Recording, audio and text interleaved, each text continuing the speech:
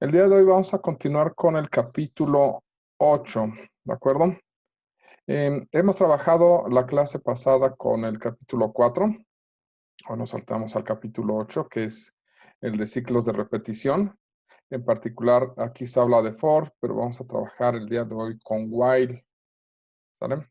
El while es un mecanismo de repetición, pero este mecanismo de repetición o esta sentencia de repetición tiene una estructura donde lleva una condición. Esta condición decide que si es verdadera, se va a repetir todo el ciclo de sentencias que tenga embebidas, ¿de acuerdo? Y si es falso, se sale y continúa con el texto. Es decir, si nosotros tenemos nuestro while y aquí tenemos una condición, esta condición es de mayor que, menor que, igualdad, desigualdad, etcétera. Esta condición solamente tiene dos resultados. Uno es que sea verdadero, ¿de acuerdo? Y si es verdadero, hace el conjunto de sentencias, se terminan las sentencias y regresa a la condición, ¿sale? Si el resultado de esta condición es falso, entonces lo que hace es que se salta el ciclo while y continúa con lo que venga después. Lo que hace entonces es que viene nuestro código, viene ejecutándose en esta parte, encuentra un while, revisa la condición. Si la condición es verdadera, entonces hace todo lo que esté dentro. Hace las operaciones que están aquí dentro y regresa a revisar la condición. Si la condición sigue siendo verdadera, se repite. ¿Cuántas veces se repite? Hasta que la condición sea falsa. En el momento en que la condición es falsa, termina, se salta el while y continúa con el resto del código. Esto es importante entenderlo, ¿de acuerdo? ¿Por qué? Porque si nosotros no tenemos cuidado, podemos crear condiciones que siempre sean verdaderas. Y cuando tenemos condiciones que siempre son verdaderas, sin importar lo que hagamos, entonces entramos en algo que se llama bucle infinito. ¿Sale? Si no estamos seguros de que lo que estamos escribiendo nos da un bucle, una repetición controlada, conviene meter una condición doble que tenga un rompimiento en algún sentido, ¿de acuerdo? Entonces, pues tengan cuidado con esa parte. Es muy importante que tengan cuidado con sus ciclos, ¿de acuerdo? Vamos a hacer un ejemplo de while. Y para eso nos vamos a trabajar lo que es el método de bisección, ¿de acuerdo? En el método de bisección, vamos a abrir un nuevo script. Nosotros, para trabajar con el método de bisección, pues lo primero que necesitamos es una función, ¿sale? En MATLAB, las funciones se escriben al final. Recuerden que colocamos primero el elemento donde se va a guardar la salida. Después viene el nombre de la función y dentro de la función tiene que ir incluidas el conjunto de variables. Vamos a escribir una función de una sola variable que se va a llamar x. Bueno, la variable se va a llamar x y aquí vamos a decir que y va a ser igual a... esta parte no tengo idea. ¿Qué ponemos aquí? No sé, ideas. Vamos a poner x por la exponencial de x menos 5. No tengo idea de qué diablos va a dar eso, ¿de acuerdo? Y rogamos a Dios que eso sea negativo en algún momento. Digamos que calculamos f en menos 1 y f en 2. ¿Eso funciona? Pues vamos a persignarnos a ver si nos da, ¿de acuerdo? Vamos a correrlo y nos dice que pues no se puede. Vamos a llamarlo bisección, pero con el 4M1, ¿de acuerdo? Ok, entonces ahí se está ejecutando y nos dice que, perfecto, uno es negativo y el otro es positivo. ¿Por qué nos interesa esto, que uno sea negativo y el otro positivo? Porque eso nos permite asegurar que al ser continua esta función, va a tener una raíz intermedia. Entonces podemos definir nuestras variables. Primero vamos a limpiar. Siempre traten de limpiar primero. Vamos a definir a como -1, que generalmente a es el que está a la izquierda. Y vamos a definir la variable b como 2. ¿Por qué? Porque ya sabemos que si la función la evaluamos en a y en b, ¿sale? Si yo evalúo la función en a y yo evalúo la función en b, ya sé que una es negativa y la otra es positiva. Vamos a llamar f de a al evaluar la función en a. Vamos a llamar f de b al evaluar la función en b. ¿De acuerdo? Voy a poner punto y coma para que no me los esté imprimiendo. ¿Sale? Y vamos a poner el método de bisección. Lo que tenemos que hacer es buscar el punto medio para poner el nuevo candidato a raíz. Y el punto medio sería a más b sobre 2. ¿De acuerdo? Y vamos a llamar f de c igual a f evaluado en c. Aquí todo lo que hemos hecho son definir las variables que estamos utilizando. Y en un trabajo de bisección, nosotros creamos nuestra tabla. A, B, F de A, nuestro F de B. Después calculamos nuestro C con la fórmula que estamos colocando aquí. ¿De acuerdo? Y calculamos nuestro F de C. ¿Sale? Y nosotros lo que hacíamos era decir, bueno, si esta, vamos a ponerlo en rojo, si F de A y F de C tienen el mismo signo, lo que hacíamos era sustituir C por A y repetir el ciclo. Si en realidad esta y esta tenían el mismo signo, entonces lo que hacíamos era meter C en lugar de B. No importaba si los dos eran positivos o los dos sean negativos, ¿de acuerdo? Si esto sucedía, que tenían el mismo signo, aquí, perdón, ahí la regué en mi gráfico, C entra a sustituir a A. Y en el último, si este es negativo y este fuera negativo, pues como tienen el mismo signo, este entraba aquí con B, ¿de acuerdo? Lo que pasa es que este sería negativo y tendría signos diferentes. Este sería negativo, este sería positivo y este sería positivo. Y aquí me faltó un signo con esto. Más o menos para que tengamos idea del por qué se cambia, ¿no? Aquí va un menos. ¿Sale? Entonces, si f de A y f de C tienen el mismo signo, hago el método. Y si no tiene, hago la sustitución por A.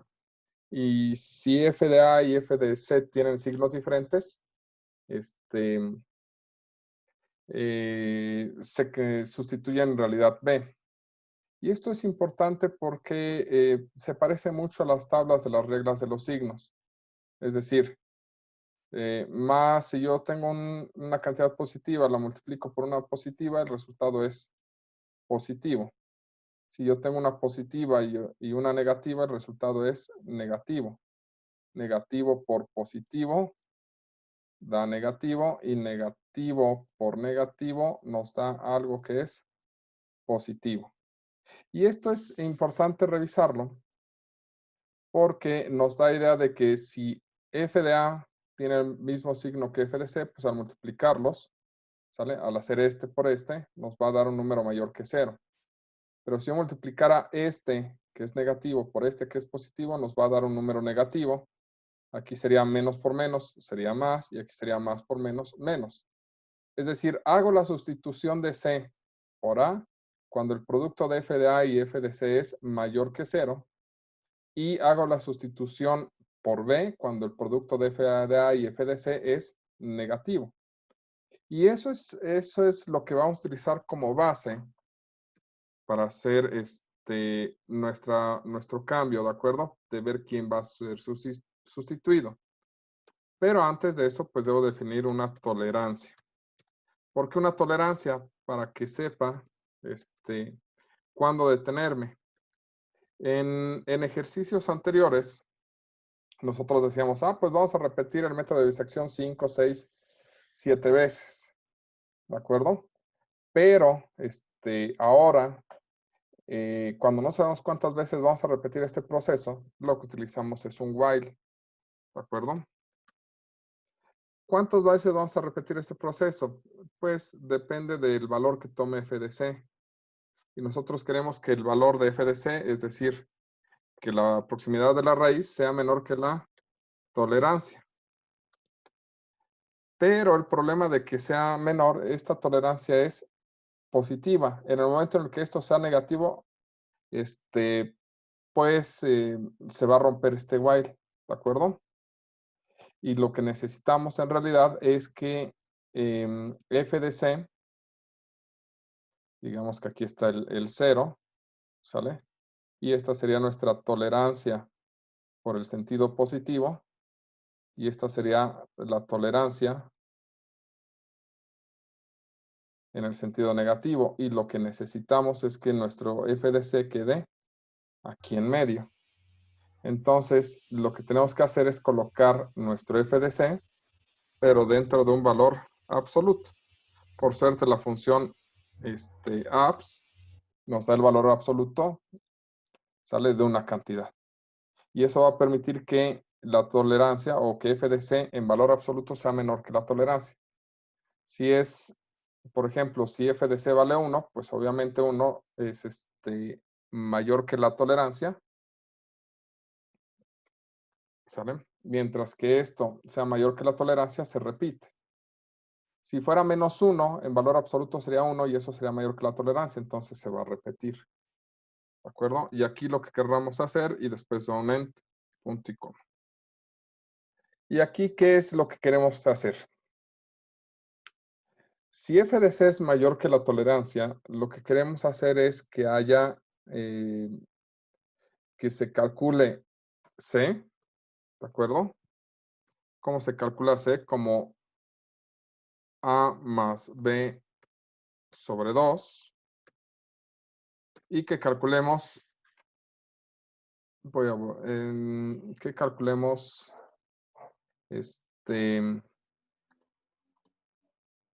que calculemos f de c. Y f de c es la función evaluada en el nuevo c, ¿de acuerdo? Y ahora sí, viene la parte interesante. Si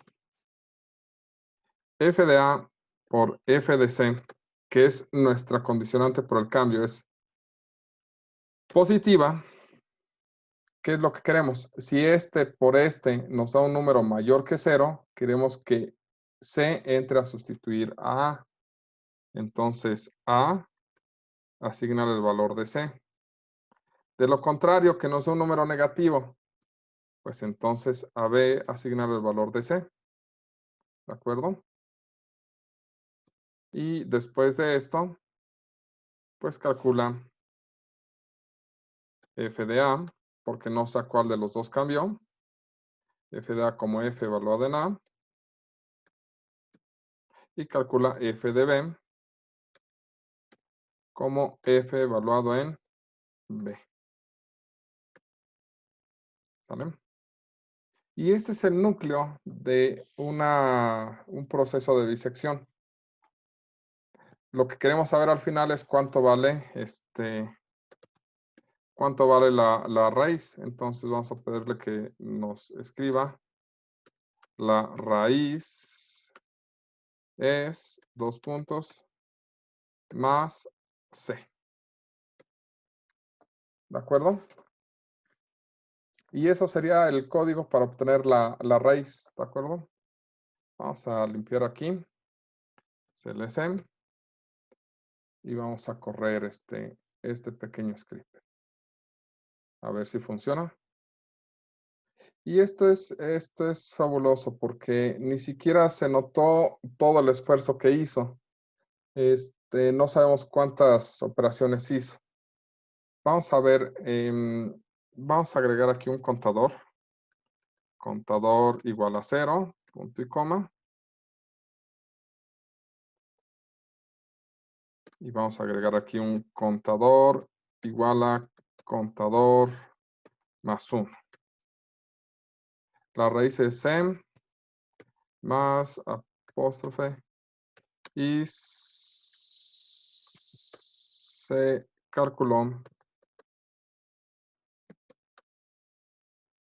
en 2 puntos espacio más contador más apóstrofe iteraciones. ¿De acuerdo? Para que nos demos cuenta de cuántos pasos se hicieron. Creo que voy a borrar. Se hicieron 22 iteraciones, ¿de acuerdo?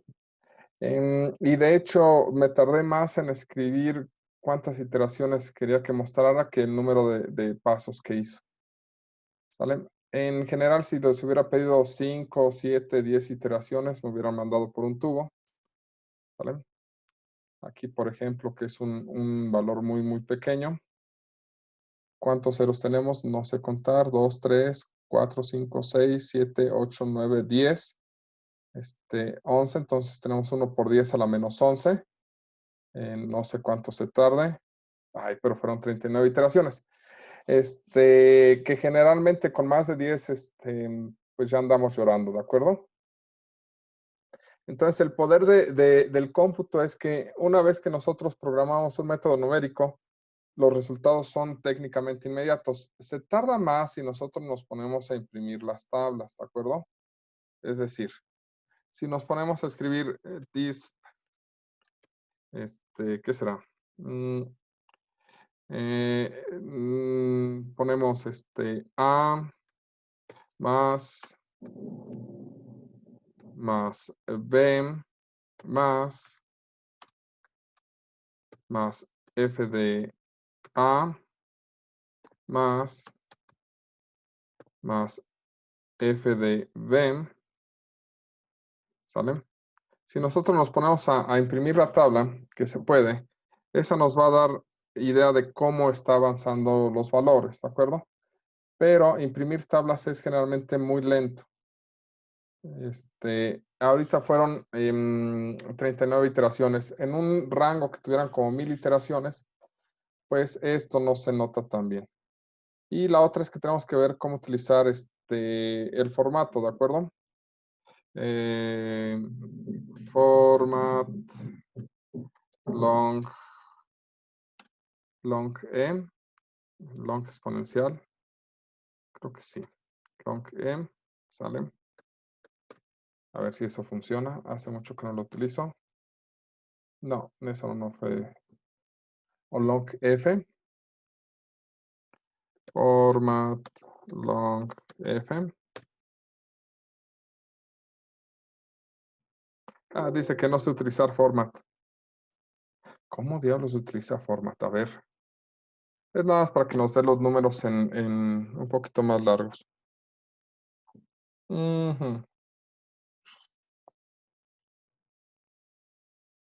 Ya voy.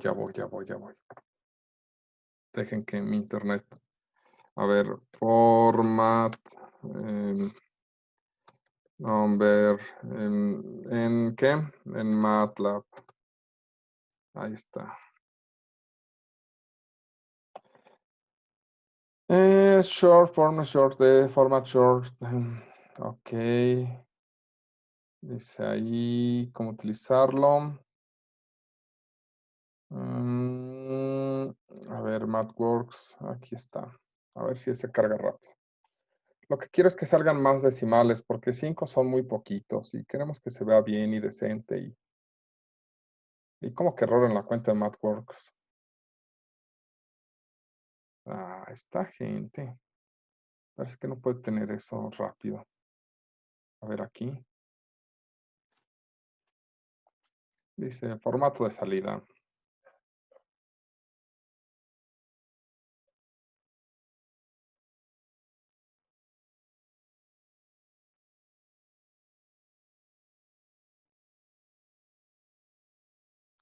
Format short.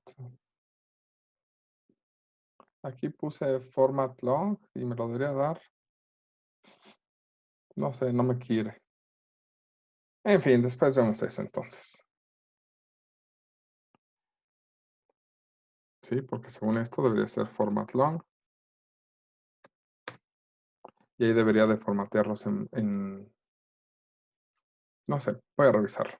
Ok, bueno, este es el código más o menos para tener este, un primer acercamiento a lo que es un método de disección, ¿de acuerdo? Si se dan cuenta, no van a ser códigos muy largos, son códigos cortos, pero conforme vayamos avanzando, vamos a meterle más poder a esto. La idea es que se den cuenta cómo hacer muchas iteraciones dentro de una computadora no tiene sentido. ¿Sale? Aquí hicimos 39 iteraciones y le voy a dar play y contemos cuánto tiempo se tarda, ¿de acuerdo? Creo que se puede poner una variable de tiempo, pero no sé. A ver, doy play. 1. Ah, miren, me tardé mucho. Ok, es muy rápido. 39 iteraciones, generalmente ya hacerlas a mano, la última vez que tratamos de hacerlo bien nos llevó como media hora. Entonces, y eso si lo van haciendo bien. Entonces, pues esto nos va a permitir trabajar con el poder de cómputo, que eso es lo que realmente vale la pena en esta clase. Y ahorita estamos viendo métodos numéricos, pero la realidad es que lo vamos a tratar de utilizar para cosas mucho más complejas y mucho más útiles. ¿De acuerdo? Esto sería todo con la parte de while. La próxima clase nos vamos a regresar a ver matrices y me interesa que veamos matrices e importación de datos para que podamos hacer cosas complejas.